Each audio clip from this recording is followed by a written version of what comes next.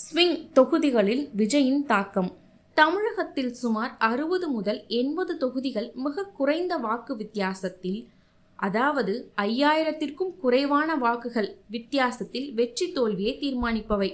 இத்தகைய தொகுதிகளில் விஜய் 10 முதல் 15% வாக்குகளை குறித்தால் அது அதிமுகவின் வெற்றி பாதையை மறிக்கும் ஒரு தடுப்பு சுவராக மாறும்.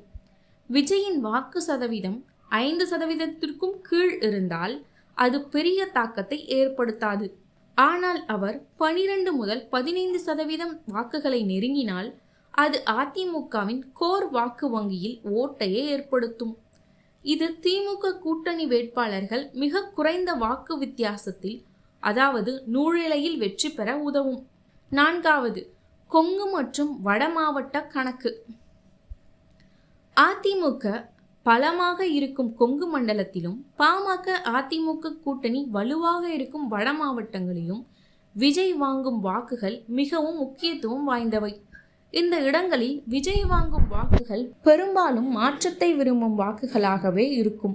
அவை அதிமுகவிடம் இருந்து பிரியுமே தவிர திமுகவின் உறுதியான வாக்கு வங்கியை பாதிக்காது என திமுக தலைமை நம்புகிறது.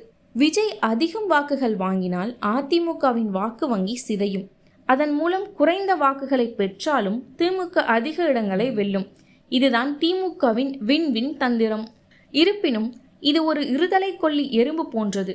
ஒருவேளை விஜய் பிரிக்கும் வாக்குகள் திமுகவின் கோட்டையிலேயே ஓட்டையை ஏற்படுத்தினால் அது திமுகவிற்கும் பின்னடைவாக அமையலாம். மே 4ஆம் தேதி வாக்கு எண்ணிக்கை நடக்கும்போது விஜயின் வாக்கு சதவீதம் யாருக்கு வாழ்வு தந்தது, யாருக்கு பாதிப்பை ஏற்படுத்தியது என்பது தெரிந்துவிடும்.